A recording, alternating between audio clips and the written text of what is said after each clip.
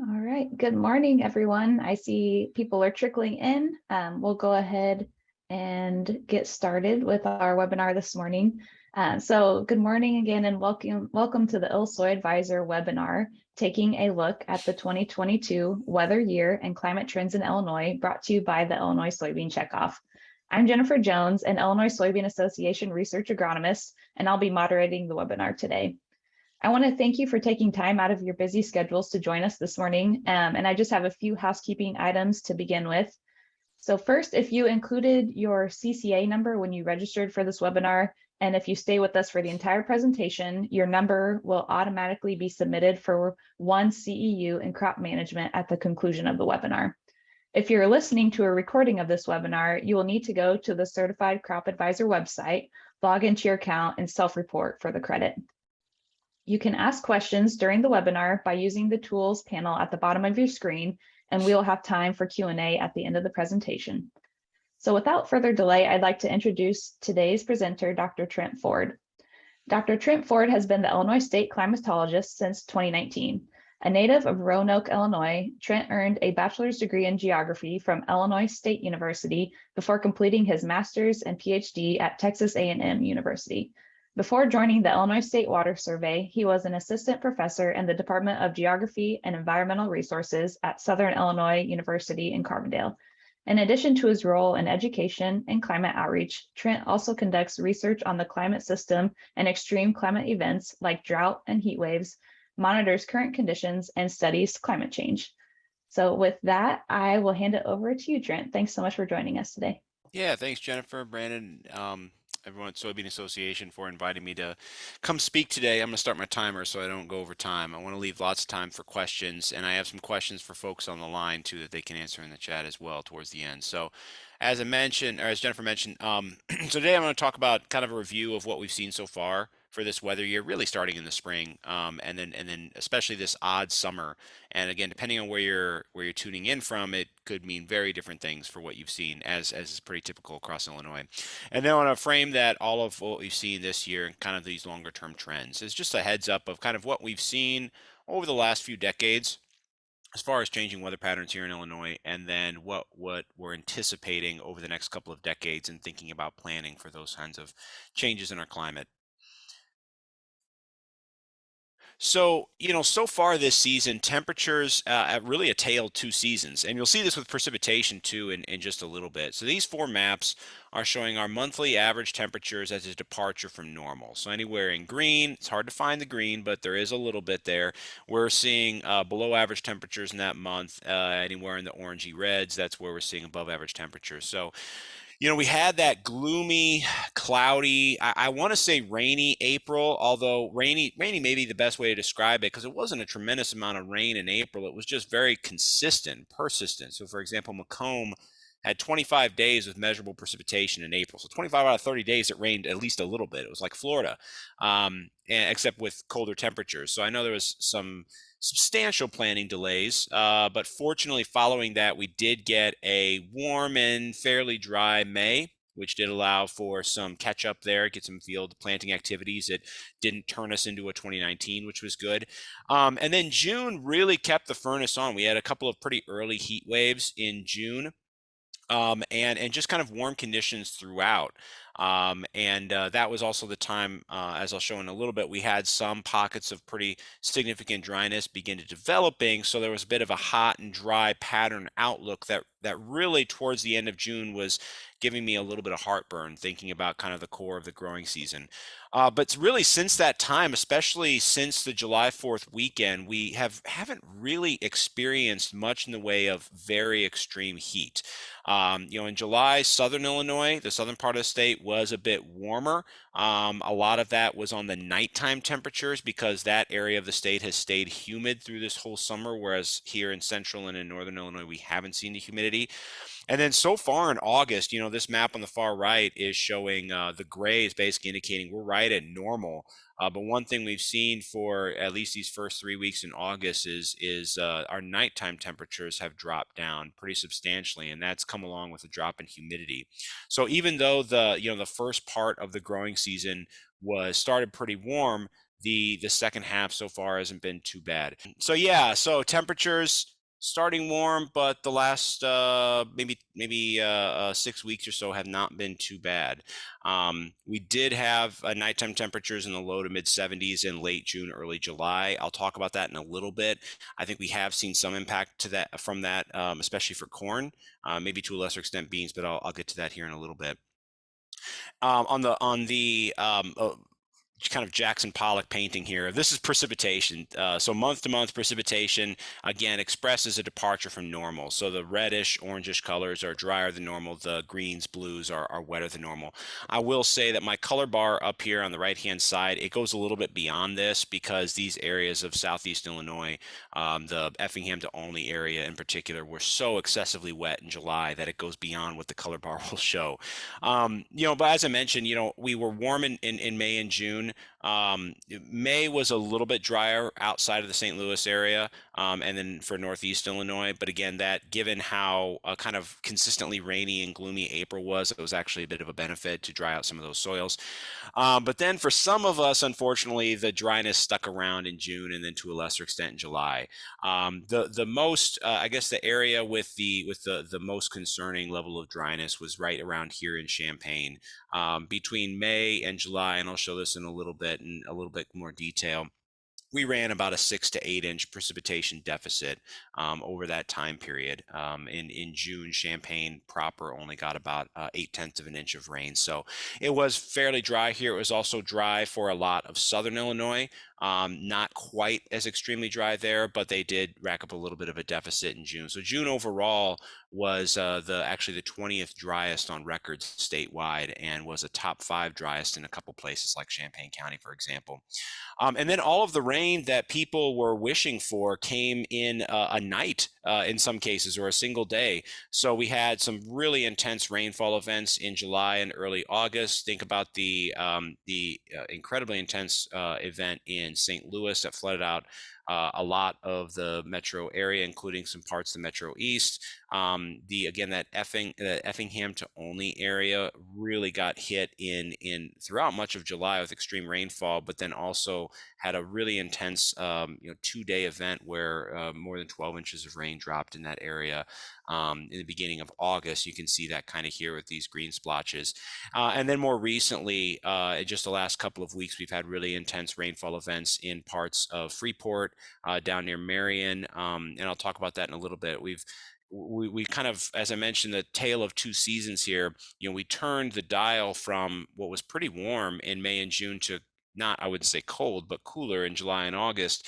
And the same thing with precipitation. June was so dry, and we really turned that, changed that what really happened. The ridge that was sitting over us shifted to the west and just brought us these persistent wet and humid conditions that if you were one of the unlucky few to be under those really intense rainfall events, you got nailed.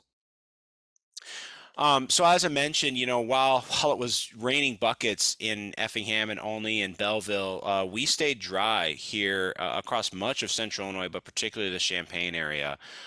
So what I'm showing on the top right corner here, this is a water balance plot here. So it's taking into account rainfall, which is in the blue bars, but also our evaporation. So how much water we're losing, basically in the red there.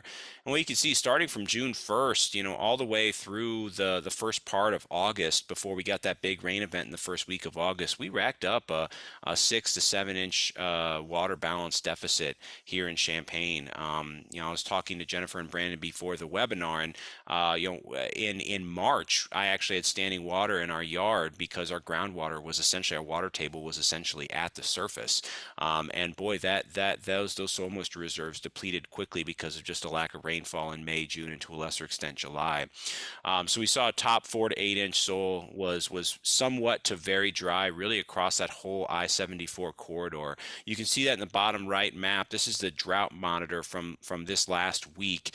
I do expect that, of course, some areas that picked up a lot of rain in Woodford and Tazewell County will probably go away, but there may be some moderate drought expansion across parts of anywhere from Adams all the way to maybe McLean County, because that area has just kind of consistently missed rain over the last maybe 6 to 8 weeks. We see here some images, some big soil cracks in Piatt County. Some what we saw really across, especially Champaign County, is a stunted growth on beans to begin with, and we have seen some improvement in that sense. But I do expect there to be some hits to yield, probably both corn and beans in those drought-stricken areas, and especially parts of Piatt, Champaign, and Vermilion counties that have been dry for a while now. And as I mentioned, extreme rainfall in certain places. So, if we just take a statewide look at things, a normal amount of rainfall fell. It's just that it all fell in one place and not in others. So we had some really extreme rainfall events in July and August, 6 to 8 inches of rain in 6 hours in St. Louis Metro East area. Image from the St. Clair Sheriff's Department, from flooding near downtown Belleville. Really significant event there. Just a week before that, we had 6 inches of rain in 6 hours in Lake County up near Lake Bluff. That caused some pretty significant flooding there. And then for the whole month of July, we had about 12 to 14 inches in Edwards and Richland counties. It was actually the second wettest July on record, and only as is blessed with this really long-term record. Their station's been taking consistent observations since the 1890s, and it was the second wettest July on record there. Besides 1957 was the only one that was wetter. So July was extremely wet in that part of the area. Thinking about the Effingham to Olney, even down to Fairfield area. July was extremely wet, but then on top of it, the first week of August, we had a series of training storms that moved over that area and dropped anywhere from 9 to 12 inches in about 24 hours. I think Newton was probably the town that got hit the hardest there, and we can see some flood damaged fields from just that excessively wet July on top of that really intense rainstorm in the beginning of August that just damaged, completely wrecked this crop. But I know there was a lot of damage across that area. So we had just in that maybe hour and a half between Champaign and Effingham, we go from pretty dry conditions to extremely wet conditions, and that's kind of, I called it the normal calamity for July. That's a lot of times what July and August bring, is too much rainfall for some and not enough for others. As far as on the temperature side, as I mentioned, we did get that delayed planting.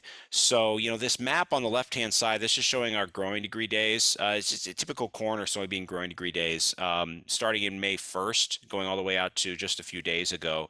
And you can see, okay, yeah, most of the state is in this green to light green, yellowish color, which means we're anywhere from 50 to 150 growing degree days ahead of normal over that time period. However, it's a bit it's deceptive to say that, because a lot of folks didn't have corn, let alone beans, in the ground by May 1st, because we did see those planting delays, especially in central and northern Illinois. And so, looking at growing degree day, really accumulation more reasonably after May 10th, May 15th, in some cases May 20th, we are, even though it's been a bit warmer, we are still right at normal, if not just slightly below normal. And so what that meant is that it kind of shifted some of those critical reproductive stages of crop growth. Instead of those happening in later June and the first few days of July, where it happened in the second to third weeks of July. And so for some, that timing was a little bit better because July was warm, or June was warm and dry, whereas July was a bit wetter.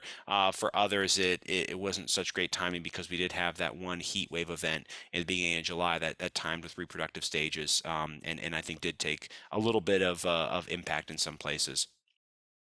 And this is really what I was talking about, the poorly timed warm nights. When I'm showing this plot here on the bottom left, this is showing the bars show daily low temperatures as a departure from normal. So the blue bars are anything days where our nighttime temperatures were cooler than normal, and then the red bars where our nighttime temperatures were warmer than normal. And then the black line shows the actual nighttime temperatures. And this is from Salem. And so what we see there in Marion County is that, overall, when we look at June and July together, and especially when we chunk on August, our nighttime temperatures were not exceedingly high. Certainly not anything like what we saw last year when our humidity, especially in central Illinois, was so high. We had day after day with our nighttime temperatures dipping maybe 68, 69, if not much warmer. But what we did have between right around the first few days of July going all the way to July 10th, we had this period of time, you can see it here in this plot, in Salem, but a representative of most of the state, where our nighttime temperatures were, anywhere from 2 to 6 degrees above normal. A couple nights here where in Salem, the nighttime temperature didn't get below 78 degrees. And we saw that really all across the state, especially the southern half of the state, where we had several nights in a row where our nighttime low temperatures were 75, 76, 77, even 78 degrees. A couple times in Cairo, it didn't get below 80 degrees. So, this was, again, not incredibly unusual to have those very high nighttime temperatures for a short period of time in late June, early July. But I think one thing that was unfortunate this year is because that delayed planting, it shifted those growth stages and aligned in some places tasseling and other reproductive stages with heat, which added to some drought stress in some areas. So, good with the bad. I think that it wasn't anything widespread, but I think there were some folks that did get a hit from that period of time with those really high nighttime temperatures. You know, I was gonna make a slide for this presentation that says, "Hey, we had less humidity this year," and that was based on my bias because I've been living in Champaign this whole summer, where we have seen lower humidity and much less disease pressure, certainly than last year. But that's not the case depending on where you are in the state. And so that's why I say here, this summer we've had less humidity and lower disease pressure in some places for some, but not necessarily for others. So what this plot is showing, this is from the Iowa Mesonet. They have a lot of really great tools to kind of show what weather conditions are like relative to what we typically expect. And this is showing our dew point temperatures. And so you can see across the distribution of dew point temperatures, anything from 55 degrees to really, really humid 80 degrees, basically how many hours this year we've been at that level of dew point temperature. And I have the plots from Carbondale on the left and Kankakee on the right to kind of show the contrast between really northern, central, and southern Illinois. The blue dots are kind of the average over the last 30 years. Red is what we've seen this year so far. And so what we see for on the right-hand side, Kankakee, is that, for pretty much all across the distribution of dew point temperatures, this year we've seen overall lower humidity in that part of the state. We have something like anywhere from 150 to 200 fewer hours with a dew point temperature above 65 degrees. And you may be thinking to yourself, well, the dew point temperature really matter? Well, because the dew point temperature is the temperature at which the air is saturated, the actual air temperature will never get below the dew point. And so the dew point is a great proxy for how much humidity is in the air, but also what our nighttime low temperatures are going to be like. So if you're sitting at 3, 4 a.m. in the morning and your dew point is 75, the lowest your temperature is going to be is 75 degrees. So it's a really great indicator of where our nighttime low temperatures are going to be. So the higher the dew point, the higher your nighttime temperatures are going to be, and therefore maybe potentially the higher the impact we're going to see. And so those lower dew points this year in parts of northern and central Illinois have actually been beneficial, especially compared to last year when it was just persistently wet. Also, and I'll relate this back to that disease pressure in a little bit, when we have a very high dew point temperature, it makes it much more easy for that air temperature to reach the dew point, at which time dew forms mainly on plant surfaces. And so if you reach your dew point, if you cool down to your dew point at night, chances are you're going to have a moderate to heavy dew in the morning.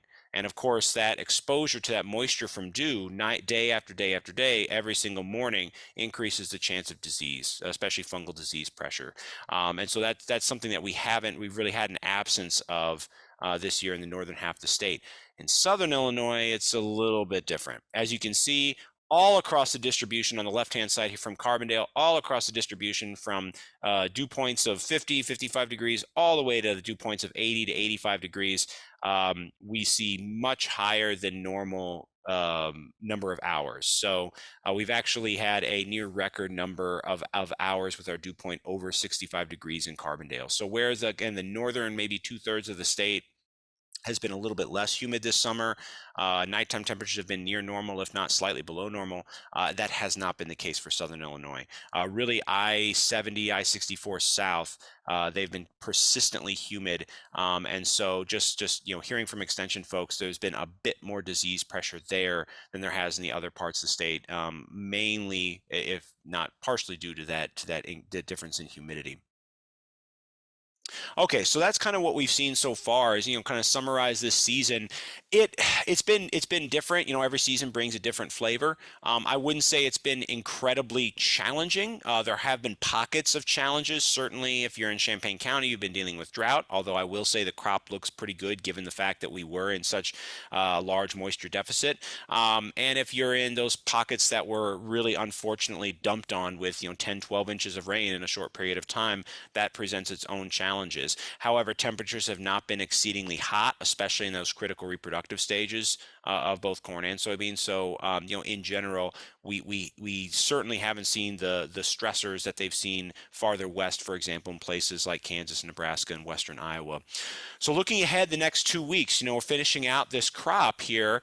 The forecast is a bit of a mixed bag. The next 7 days, the total precipitation forecasted, that's what I'm showing you on the left-hand side, a little bit wetter for northern Illinois, a little bit drier for southern Illinois. Some of these places, between Mount Vernon and Fairfield haven't gotten much rain lately in the last 2 weeks. And so hasn't been too big of an issue right now because they got dumped on the previous weeks, but it would be nice to see some moisture return to that area. And right now, at least the next 7 days, probably going to stay fairly dry for that area, and we're going to warm back up. So we won't see necessarily those nighttime temperatures dip in the 50s like we had the last few weeks, which has been nice. Looking at the 8 to 14 day temperature outlook, though, this takes us all the way through the first week of September. Pretty much near normal temperatures throughout the Midwest, including all of Illinois. So that is good to see. What I didn't want to see is what we had last year, where if you remember, we had a lot of disease pressure across the state, and then we had the very high temperatures, extreme heat for the last week of August moving into the first week of September, and it just really knocked out a lot of the crop, especially the impact on corn, but beans as well. Just knocked out a lot of the crop. So that's not what we're seeing for kind of the wrapping up of August and the start of September this year. Looks like we'll have moderate, near normal temperatures throughout that time period. And actually, when you look at beyond that to the second week of September, there's actually a chance for a slight below normal temperature. So hopefully some decent weather as far as the temperatures are concerned to finish out the crop. As far as precipitation is concerned, although this next week does look a bit drier in the southern part of the state, the 6 to 10 day outlook, which is really the last bit of August and the first week of September, that does show models want to bring more moisture into that area. So it does look like maybe for the first few days of September could be a bit wetter for parts of southern Illinois. So again, that could actually bring in a little bit more moisture before we move into what may be a bit of a drier period. Excuse me, my apologies. Allergies is another thing we talk about here in August, and that's definitely the case. But hopefully, yeah, we get a little bit of moisture return here in southern Illinois for the first few days of September. And then farther out, the second week of September, again, it looks like maybe we'll shift into a bit of a drier pattern for the northern part of the state, maybe keeping a little bit of moisture return again to southern Illinois. Again, we have our areas of pockets of drought, if not abnormally dry conditions across central Illinois. I wouldn't say any of those are particularly severe right now because we have gotten some good moisture returns. So this kind of signal of a little bit wetter conditions this week, and then maybe a return to a little bit drier conditions with near normal temperatures, and isn't really too bad of an outlook.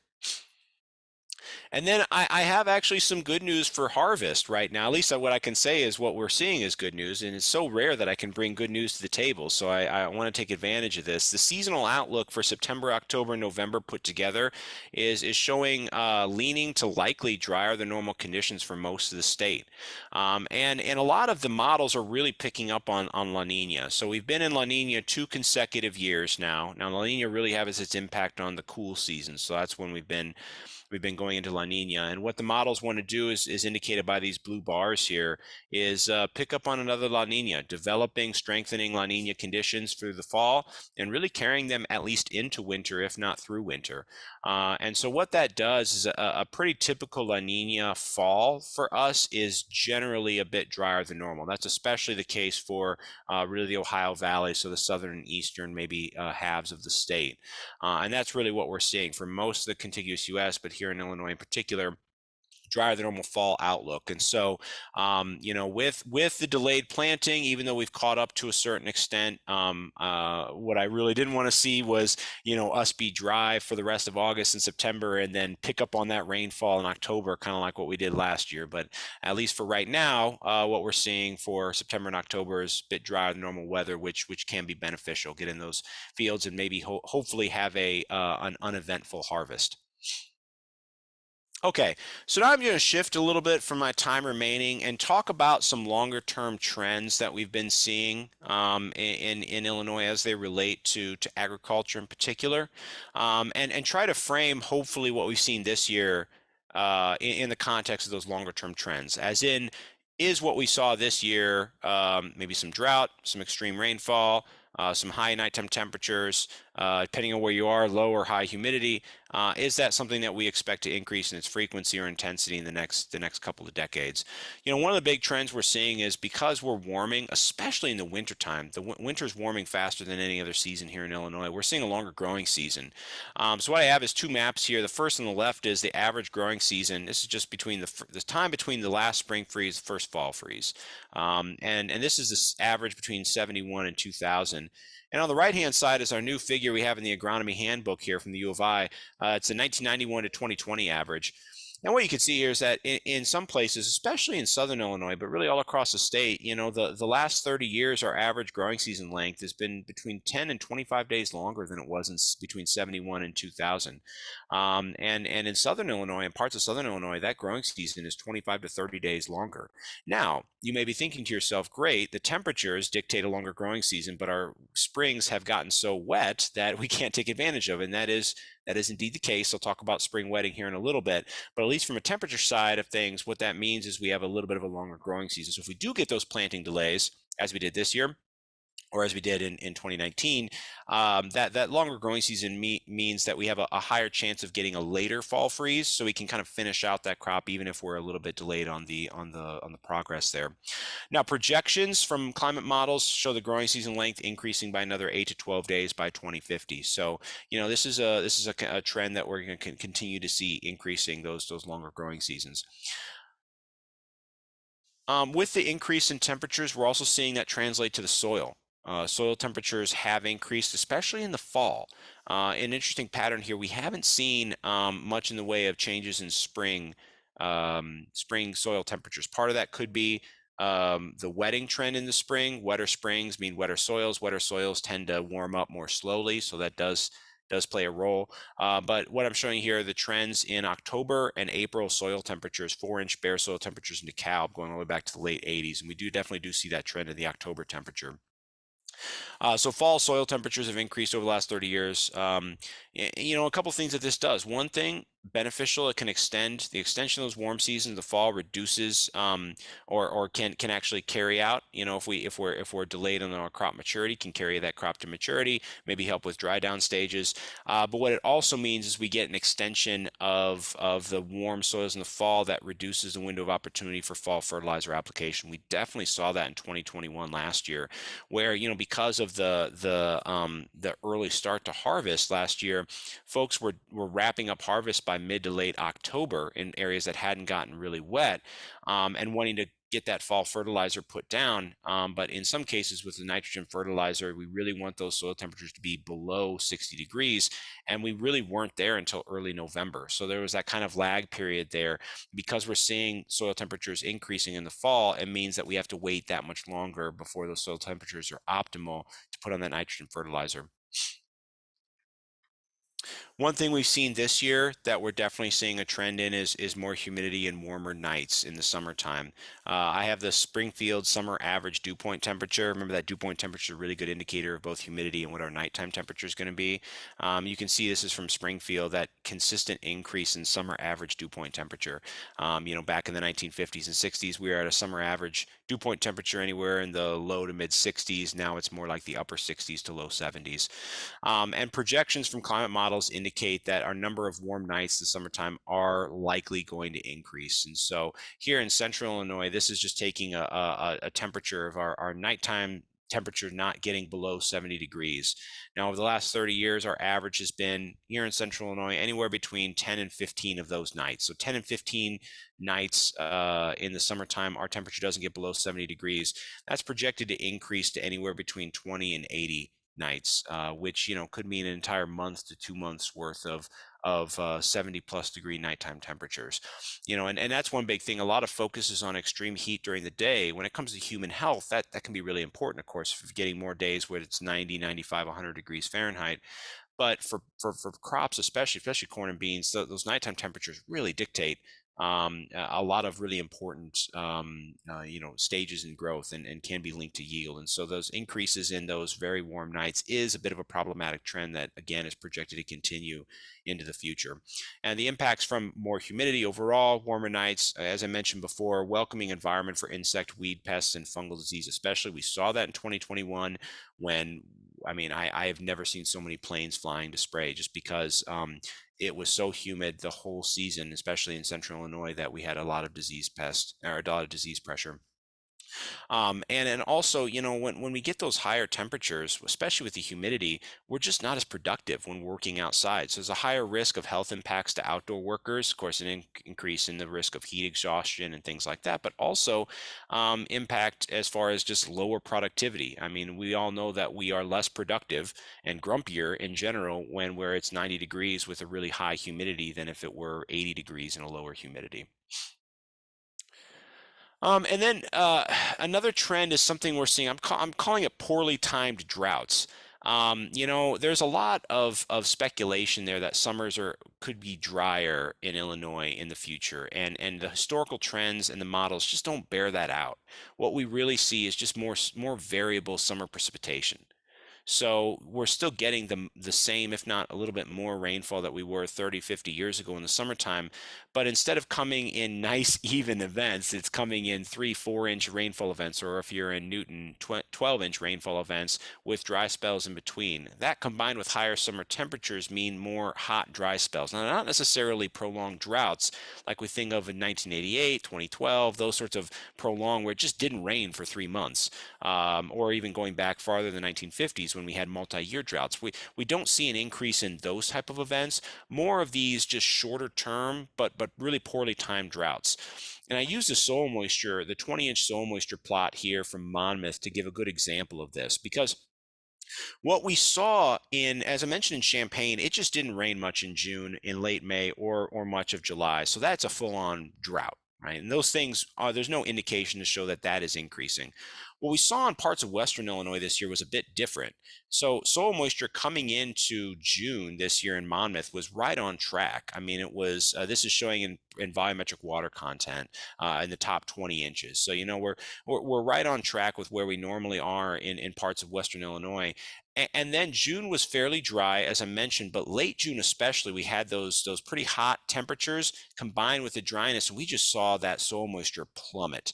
So by the time we got again to those critical reproductive stages for both corn and beans, we were at pretty low soil moisture values. I mean, the wilting point here of these soils is something like 18 to 19% volumetric water content. We weren't very far from it. The wilting point, again, that means that plant is not able to extract the moisture. And by the time we hit the wilting point, the plant has already closed up its stomata and is starting to affect yield by that time. So again, it wasn't a long-term drought that caused these issues. And we see some impact here in corn, some tip back that was recently a photo of that in Warren County. It wasn't a prolonged drought that we saw in areas like Monmouth, for example, but just a poorly timed dry spell that was exacerbated by the heat. And that is something that we're seeing more of. So again, this focus on summers getting drier, summers getting hotter overall, it kind of misses the point that an increased frequency in what I'm calling these poorly timed droughts or hot dry spells, again, if they're poorly timed, could mean a damage to yield, even in what would normally be considered a near normal growing season. And then one of the biggest thing, it doesn't matter where I'm at around the state. If I mention wetter springs, everybody nods their heads. Spring is getting wetter overall, and we're seeing more intense rainfall. And so, the impacts of that, spring field work delays, of course, due to excessively wet soils. And again, this is despite an expanded growing season. So it's great that the growing season is increasing as far as temperature is concerned. But when we get these really, really wet springs, it doesn't mean a whole lot. We're still seeing those planting delays. And of course, if folks get that opportunity now because of wet springs, folks get that opportunity in late March to get some beans in, for example, it could mean a higher risk of poor germination, not great emergence or inconsistent emergence. It can cause just a lot of issues. Not to mention that one of the things that we're hearing a lot more about are winter cover crops, and there's definite benefits to cover crops, but unfortunately, one of the things you have to do is terminate those cover crops. If we're getting wetter and wetter springs, what that means is it just adds yet another thing you need to do to get into the field, another job basically to do in the spring. And those excessively wet soils just really complicate that. So that can definitely be an issue, and it's something that we're seeing, models projecting out in the next few decades, something that's likely to occur with increasing frequency, like what we've seen in recent years, this year, and then in 2019, for example. And then intense summer rainfall. Gosh, we've seen a lot of this. This year is, but last year I have a plot here in my next slide to show just how many really intense rainfall events we've seen across the state the last couple of years. Heavy rainfall is becoming more frequent. Something I talked about with the hot, dry spells. We're getting the same, if not more, rain in the summertime. It's just coming in these heavy events, and that doesn't really help anything.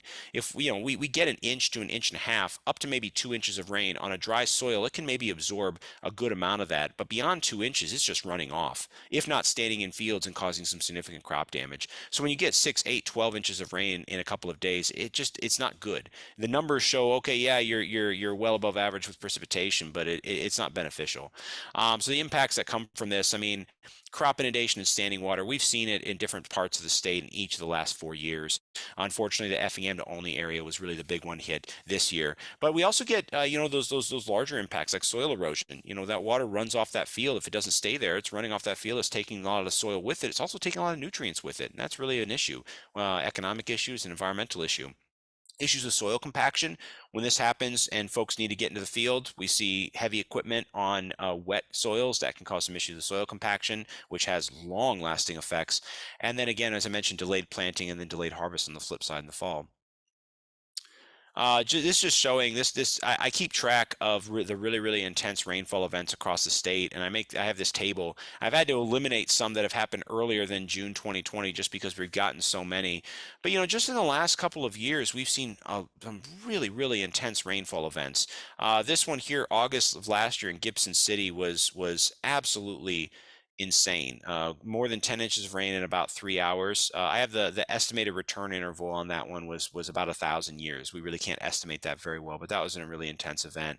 And then just this year, July 2020 in July of this year in Belleville, in Lake Bluff, in Newton, in Freeport, all of these events have been really extreme as far as rainfall. And this is something that we are seeing is increasing across the state. And of course, it has significant impacts outside of agriculture. We see infrastructure impacts. We see human lives lost because of these as well. So of course, it transcends agriculture, but it definitely has that ag impact. And as I mentioned, soil erosion. Soil erosion is a real big issue. It's sort of the economic issue that is happening behind the scenes, because unless you see those washouts from the soil, it's really hard to kind of think about how much soil we're losing and then the economic costs of that. Now there was a paper that was published last year that suggested that about 30 to 50% of that organically rich A horizon in the Midwest has been lost since the 1800s, and that there is a cost to that, an economic cost to that. And it comes from decreased fertility in the soils, which means the need for more application of fertilizer, which of course fertilizer prices are just outrageous these days. So that does come with its own cost. Again, it's a lot harder to see than if you were to have a yield loss from from your crop, but it is something that's there. And so as we lose that soil, again, we lose that fertility, but it also degrades the soil health. And it's something, it's one of those fixes that's not a year to year kind of loss, right? It happens every single year, right? You have a bad crop this year, but next year can be good. But that the cost of soil erosion is borne for decades. So it is really an issue that we've seen here in Illinois. Okay, so I got my brass tacks slide here, to sort of wrap things up when it comes to these long-term trends. So, climate change is neither entirely destructive. I mean, you hear these reports of death and destruction. That's not really all that helpful to the message here. The message is that it's not destructive, but it does have its impacts to Midwest ag, and but it's complicated. What it does is it really makes more important decisions even more important. Pest weed disease management. I've seen a lot of folks around here in Champaign spraying both corn and beans when they really didn't have to. The reason they did is because they've been hit so many years now with really bad fungal disease that they said, well, it's just worth it to have peace of mind to spray no matter what. Not necessarily the best management, but I can't blame them for doing so.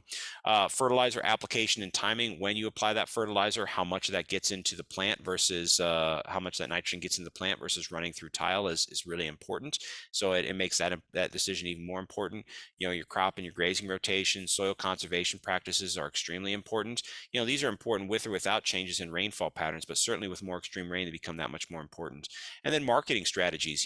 Climate change is not just happening here in Illinois, it's happening globally. It's happening in Brazil and Ukraine, in Australia and China. And so what that means is our markets can become more volatile because of those really global intense weather events.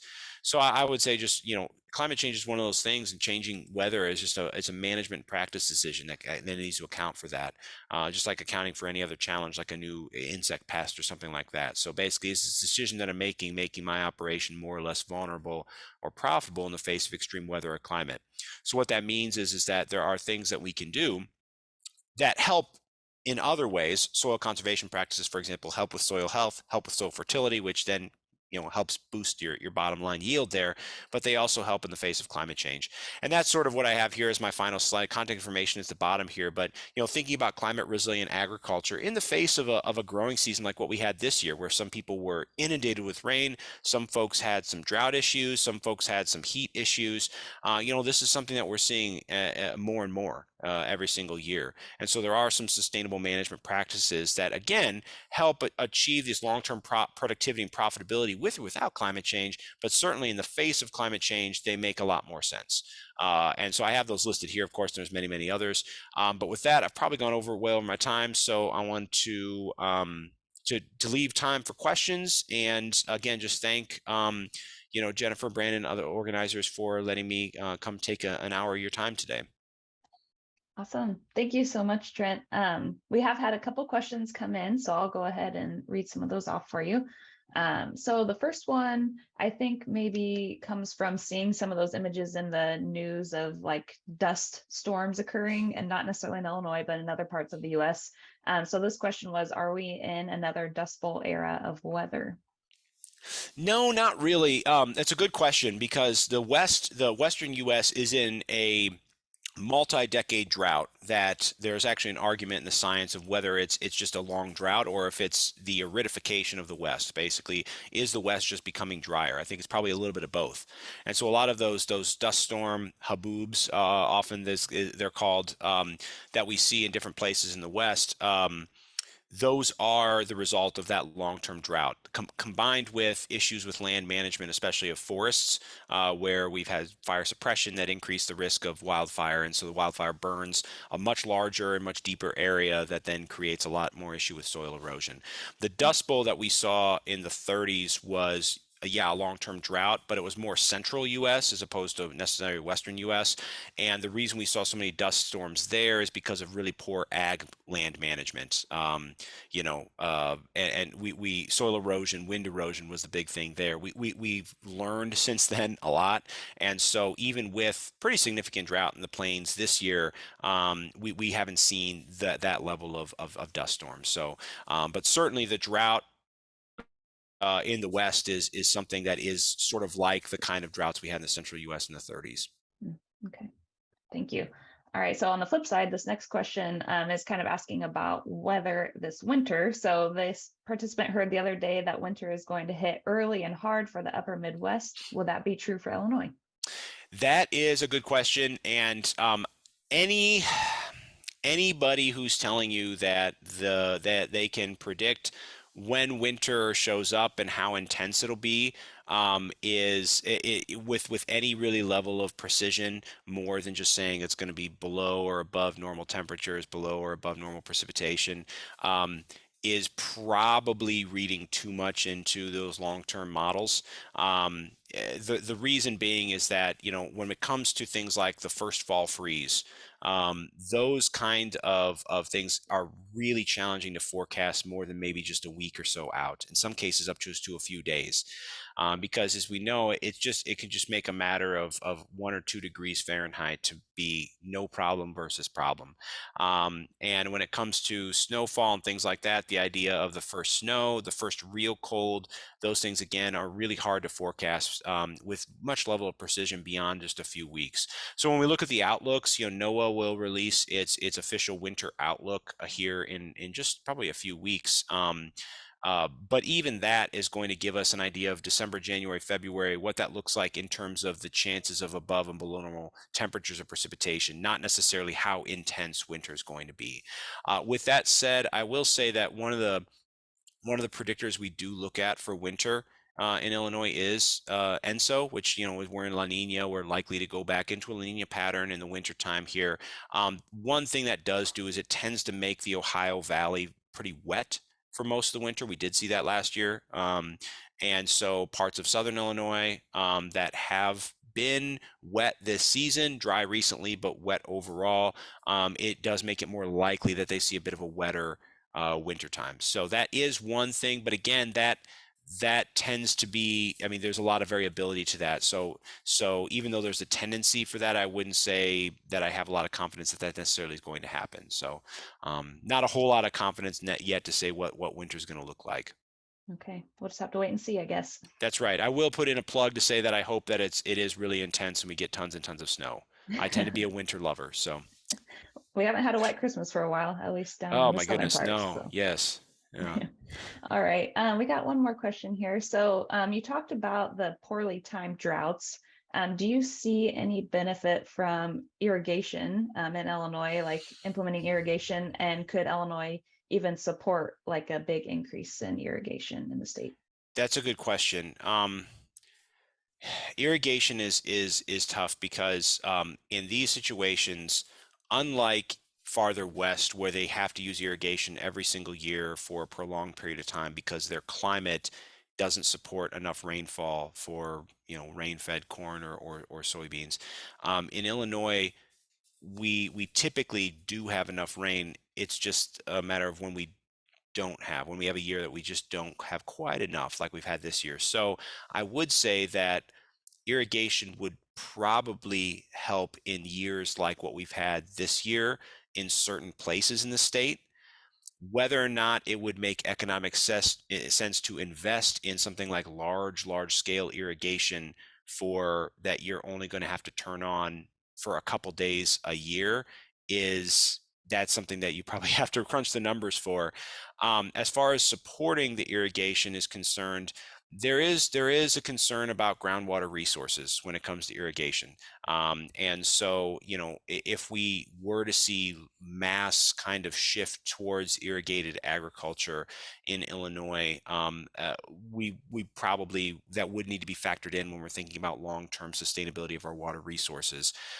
With that being said, I think that I don't necessarily foresee this sort of mass adoption of irrigation, but as I mentioned, if you are seeing, especially consistently, those poorly timed dry spells that do have that impact on yield, then it could be worth at least looking into the cost benefit analysis there about investing in irrigation versus how much am I losing each year from that sort of thing. Yeah. All right. Well, thank you, Trent. That's all the questions that we had come in so far. So I think with that, we'll just say thank you again so much for joining us today. That was an excellent presentation, lots of good information for us. So thank you. Awesome. Well, thank you again, and have a happy rest of the growing season and happy harvest. And thank you again for letting me come talk to you today.